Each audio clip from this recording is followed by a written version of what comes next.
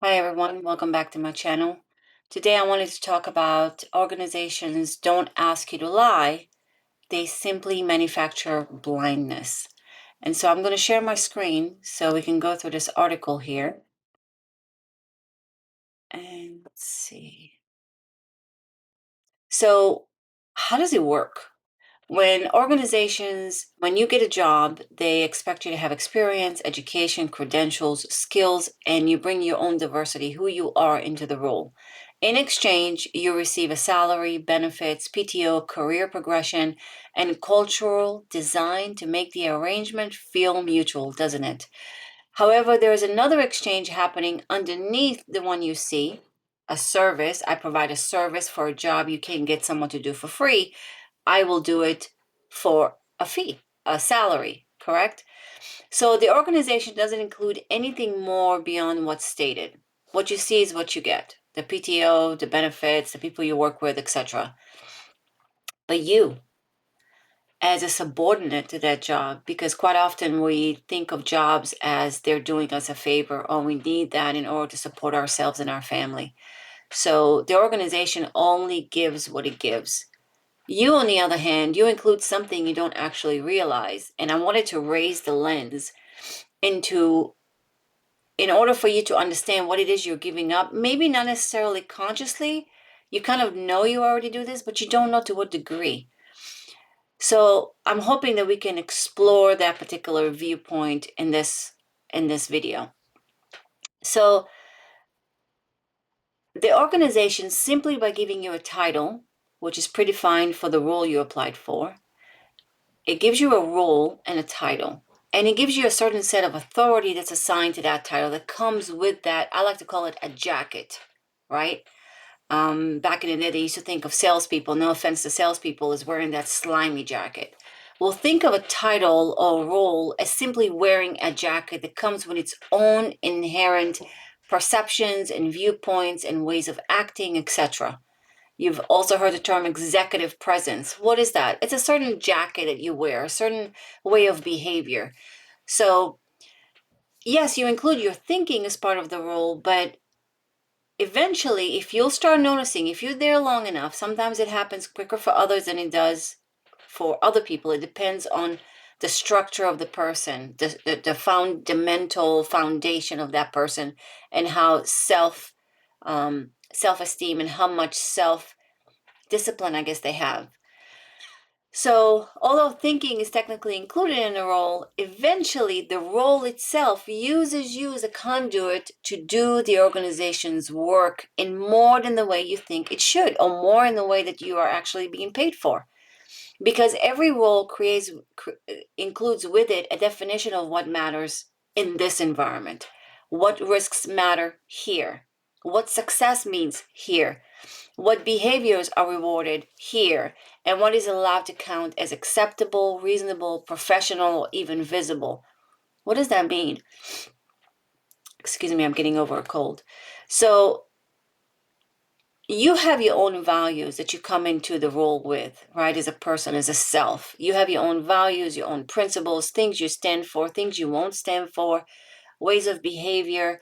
But then when you wear that jacket, what success meant to you before that jacket is very different once you wear that jacket, because now success has to include the vision of the organizational lens. What does success means to the organization, not to me? What does morality mean to the organization, not to me? Same thing with risks. If I have to weigh losing my job and doing the right thing, what do most people do? And I know right thing is a quite a loaded word, but if you'll notice, those little things happen in very small, minute, almost unconscious ways, right? And we'll talk about some of those rules and how they affect people. So over time, what happens is people adapt to the lens of the role itself, the title itself, rather, and they start losing that proximity to themselves. They start distancing from their own values, ways of being, thinking what success is, etc., and start aligning more with the role they wear within the organizational environment. So eventually they stop thinking or noticing that the lens even exists. They say, no, this is who I am. It's objective thought. I'm making the decision. It's not because I'm doing it because I have this title, but if they notice the minute they move from that organization, they behave differently. They have different values. They wouldn't do it in their personal life, but they would do it as a title within an organization. So this is when we talk about cognition and the ability to operate either higher than your lenses or within your lenses. Because when you're within a lens, it's very difficult to see the higher perspective because now the program is running. So it doesn't have any way of seeing a higher perspective on it unless it's intentionally done, unless it's consciously done to move above that to see if I didn't have this role, would I behave differently? If I didn't have this title, or if the risk of losing the title wasn't an issue or a risk, would I still behave and do and say the same things I'm doing now? So now, if you incorporate AI to it, it makes the exact same mechanism visible. Because if you look at AI, which is a software tool that's meant to reduce friction between you, the user, and AI. So AI wants you to like it, believe it or not. It's technological, yes. It's dead, if you will, from that perspective, ego perspective, but it wants you to like it. It wants you to use it. So it will tell you things that will make you feel comfortable. So AI is also restricted by that view. Moreover, AI is restricted by the data, customization, and training for the organization. So even AI itself cannot be completely objective because it's been trained to behave in a certain way that only fits the organization, right? So as I said here, AI model is constrained by training data reward functions, right? You've noticed in AI where you give it the plus or the minus or the thumbs down, it's taking that into account and says, well, this user wants to be talked to this way. Or sometimes you've seen where it says, do you prefer response A or do you prefer response B? What is it doing? It's measuring your perceptive adaptation to it. It wants to make sure that you like it, you fall over heels, head over heels for what it tells you, because then you give away, you abdicate your judgment and you trust to another. And I know it sounds crazy, but if you start noticing this in practice, you'll see it, right? So it may appear intelligent, but its intelligence remains bounded by the architecture which I just defined, defining relevance, coherence, and acceptable output, and friction reduction. Not only that, AI is most of the time programmed to be quick responses. It doesn't want you to wait. So what is it doing? It's training your adaptation to quick decision making. Whether it's right or wrong doesn't matter. The coherence, the clarity of what it's telling you, it seems so authoritative, and how quick it does it. You've seen people that have charisma. If they talk really fast, then you tend to trust them more, right? But if you look at the word confidence, it starts with con, a con artist, confidence. Those are very similar words, same root word. So, and our subconscious associates that with them. So humans inside organizations are not very different than AI. Remember, what AI does is AI amplifies our own limitations and it makes them more visible. And we call it an AI issue, AI bug. But if you look at it from an individual or collective group like an organization, it's not looked at as a problem. It's now looked at a cognitive issue, a judgment issue, right? So, for example, the HR executive does not simply evaluate people. They are literally structurally conditioned to prioritize policy exposure reduction, legal defensibility. Every time they encounter a situation, those are the things that are going through their mind automatically, because remember, their lens is protect their organization. Now what's right, now what's true, not human personnel preservation or personnel doing the right thing. They're more concerned about policy exposure reduction, legal defensibility, process consistency, organizational liability containment, behavioral conformity, and hierarchical alignment.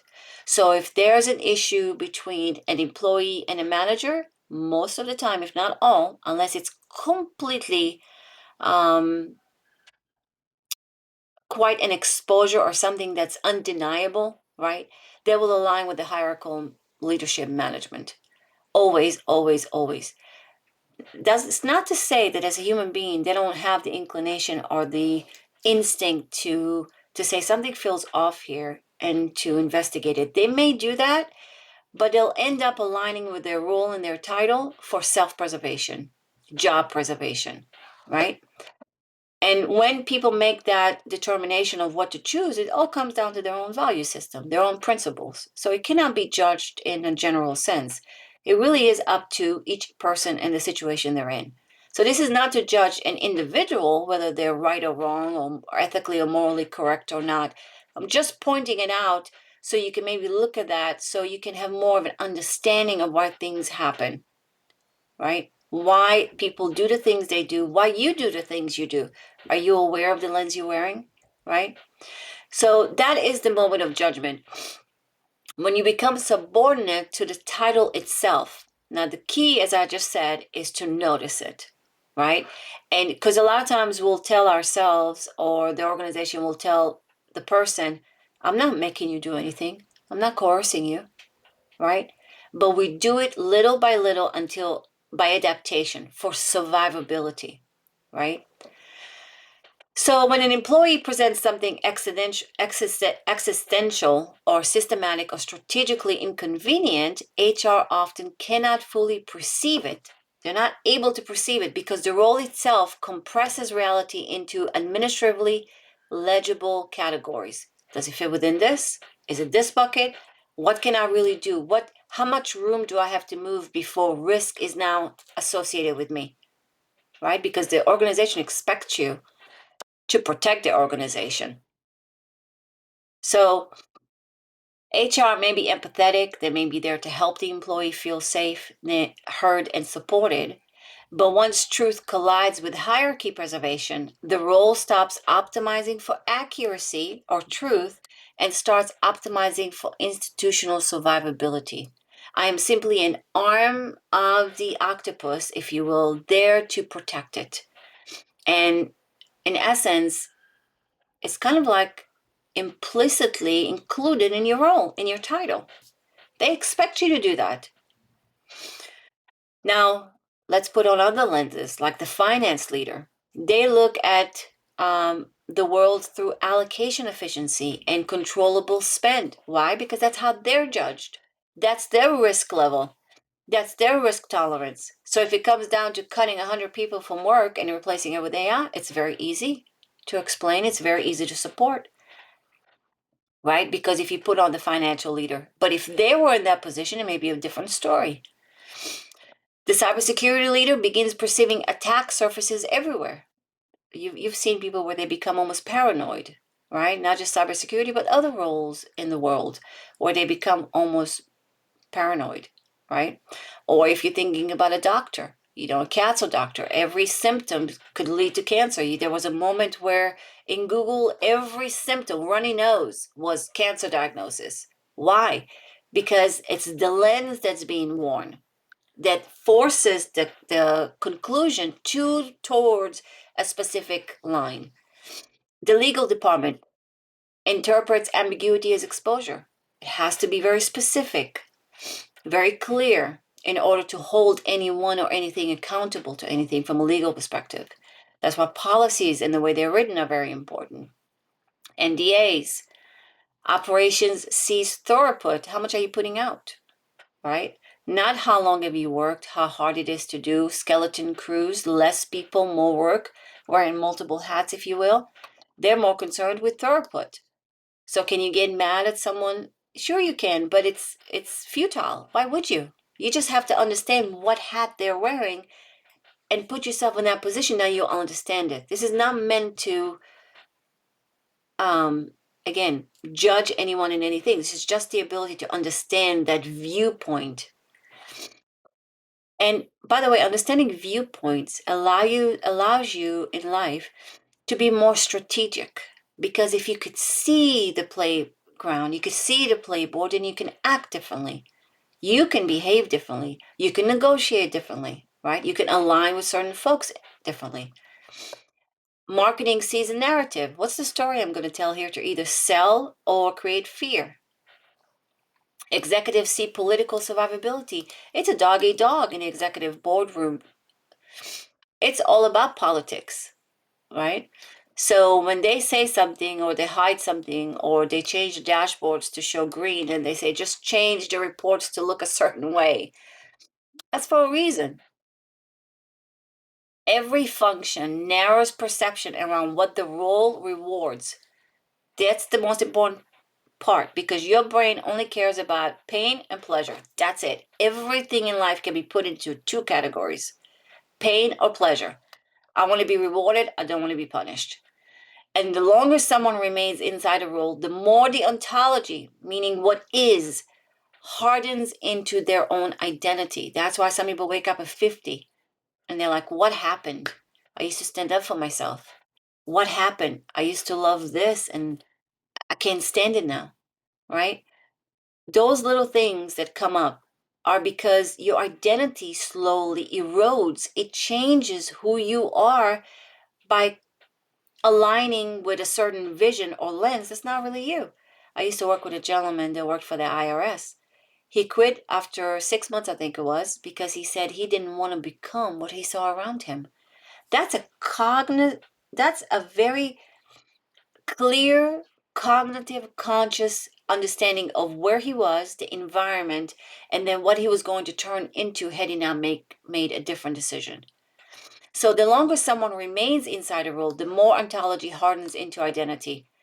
This is where organizations become destructive while simultaneously claiming to solve the very outcome they help produce, which is what? Toxic culture, right? Attrition. Because organization is an entity too. It's a system too, just like a biological human person is an entity in a system too. But organizations are also incongruent or don't have integrity in what they ask for. I did a consultation with an organization that their second mission or value was literally accountability. When you start in the organization, within the first week, the word own, name of a person on a task, was like pulling teeth. People were afraid of those words. So they're stating something, but by doing, it was completely the opposite of what they were doing. So they were attracting people with accountability. They literally came in one door and exited out the other very quickly. Why? Because what they said and what they performed were two different things. So eventually, so what happens to the identity? What happens to the person? They stop asking what is true in this situation. They start seeing things clearly for what they are. And then they start, and also they stop asking, what does my role empower me to act on with sound judgment? What would I do with this title and the power that comes along with it? That's when you're in integrity. And then they change the question. They change their question to, what is my function permitted to recognize, escalate, or act upon? So those are, as you can see, very different questions, right? Just to give you some examples, I heard a compliance officer describe themselves as a paper pusher.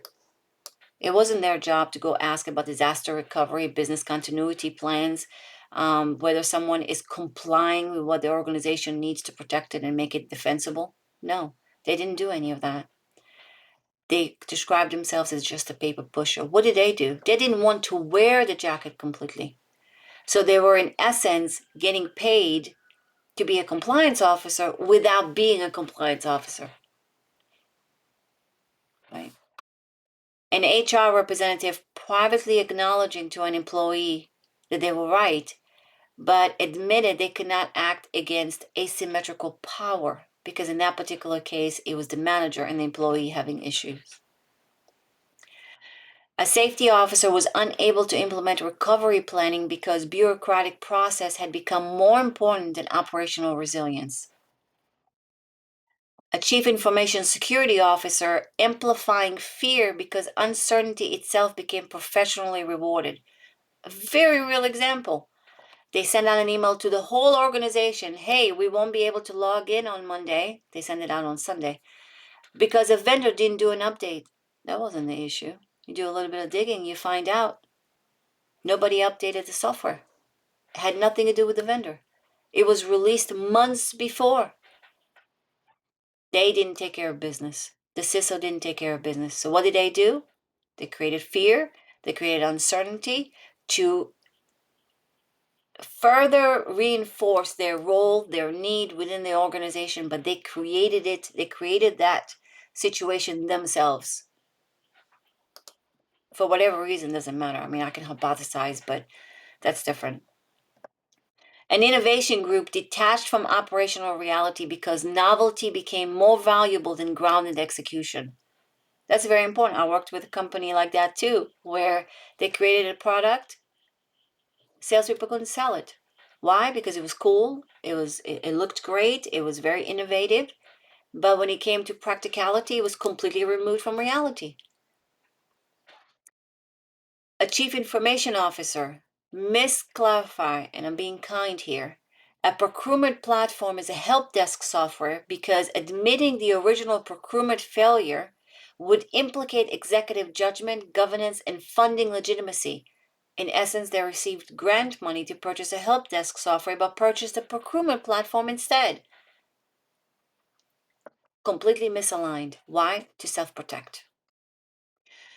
So the role is no longer merely influencing judgment. It is governing perception before judgment even occurs. Judgment, if you look at the Icepic framework, is the last thing before action. That's when you make a decision. To judge is simply mean to cut all other options and go with one.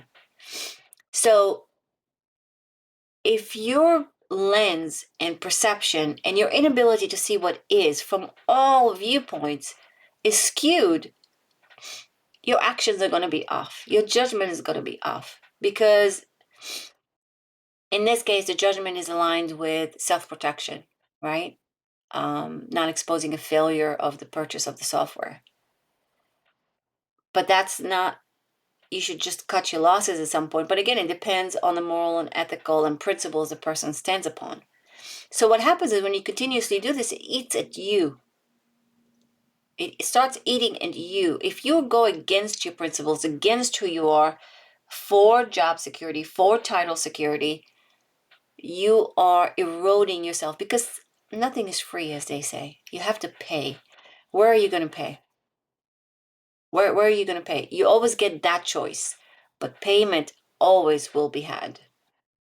So, for example, in cross-functional meetings, this is why a lot of times you'll probably notice something is off, or people have a bunch of meetings and they talk and they talk and they talk, but there is no substance to it, or any takeaway that really affects outcomes, or things are always the same, is because when people come into the room with these different lenses from different perspectives, different innate needs of protection, they're talking from different perspectives altogether. They have different definitions of the situation, of whatever it is they're there to talk about. So an engineer looks at system integrity, an executive sees political timing, HR sees employee relations risk, legal sees discoverability, finance sees controllable spend, and leadership protects status. Each person, they're communicating, professionally, I guess you could say, but it sounds irrational to the others. Like, how could you not see how this won't work? Or especially if you have to collaborate within teams. So if you look at AI, which is meant to replace a lot of jobs, it actually does this, but it scales it, and it scales it fast. It does this. It has the same limitation, and it scales it because AI doesn't have the full ontology of what is. It gets a prompt. It doesn't understand the actor that's inputting the prompt because how you ask a question and which question you ask changes the outcome, right? Now add on top of that all the probabilistic and constraints and outputs and optimization targets within the AI software.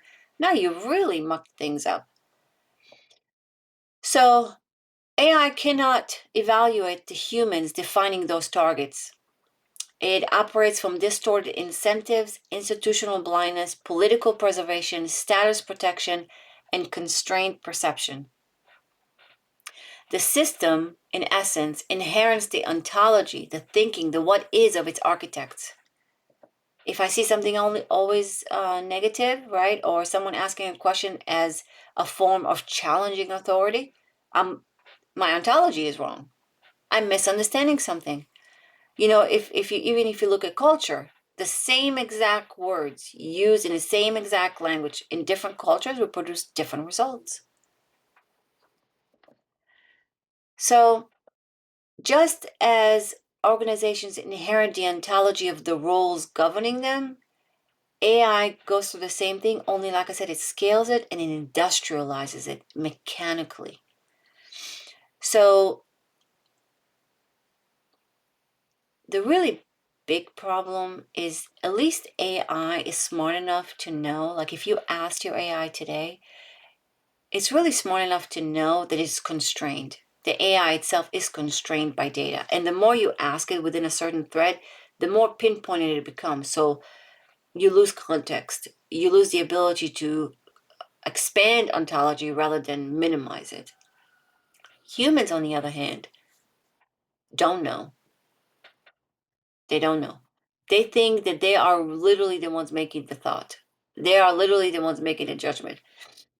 They think they're objective, but they're so far away from being objective. Because once identity fuses with the role ontology, the perception of that individual becomes self-sealing. The HR no longer believes they are interpreting reality through AHR. They'll self-negotiate and self-explain why they make the decisions they do. And they'll sometimes find things to support it. The executive no longer believes they are interpreting reality through political survivability. The organization no longer recognizes that its own structure is manufacturing blindness. Now, at scale, this is institutional hallucination, which is what AI has been blamed for. Hallucination. Yes, humans suffer from it at a large level within organizational contexts. So the company begins mistaking dashboards for reality. But dashboards is depending on what I put on there. Who's the one that's managing it, right? What statuses are being used? How is the information being collected? All that matters to whether that dashboard shows the real thing or not. Governance frameworks for control and cultural language for safety. Meanwhile, the actual environment may already be changing underneath it. And we know that history is full of institutions that collapsed because reality, which is ontology, what is, can only be suppressed for so long. You can only lie to yourself for so long. Something has to give, something has to break. Remember, I was talking about the erosion earlier? That's important.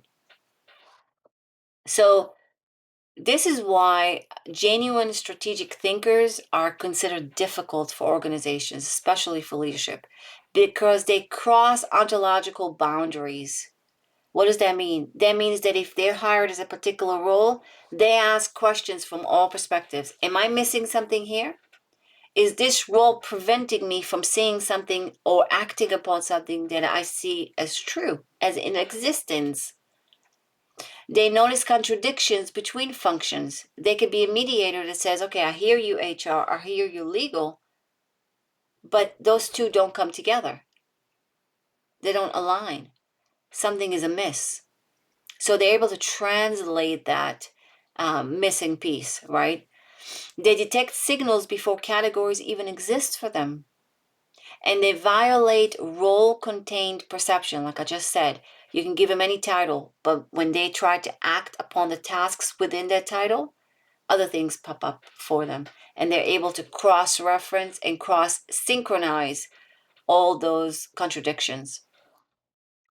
So what does that mean? That means they appear threatening, confusing, political, or not collaborative long before they are understood. And quite often what I've seen is wait. Judgment is also seen temporally, meaning how much time passes. When you make a judgment today, you don't see second and third order effects till later. There's a time lapse there. So these people that are able to see those things are proven true later. Just a matter of time. So organizations reward functional optimization. Do what I tell you within what is allowed. Reality rewards perceptual adaptation, rolling with the punches, being able to see what is and moving with it, making decisions that are aligned to what is currently happening factually. And of course, those are not aligned, right? So the future belongs less to people with fixed expertise and more to people capable of recognizing when the ontology of their role is no longer sufficient for the environment they are operating within. Not smarter people, people who could see the lens itself, because the highest form of judgment is not optimizing within a framework. You're constrained. It is recognizing when the framework has started editing reality and eventually editing you. Thank you for listening. Put your comments below. Disagree, agree. Love to hear your experiences. And I'll see you in the next video.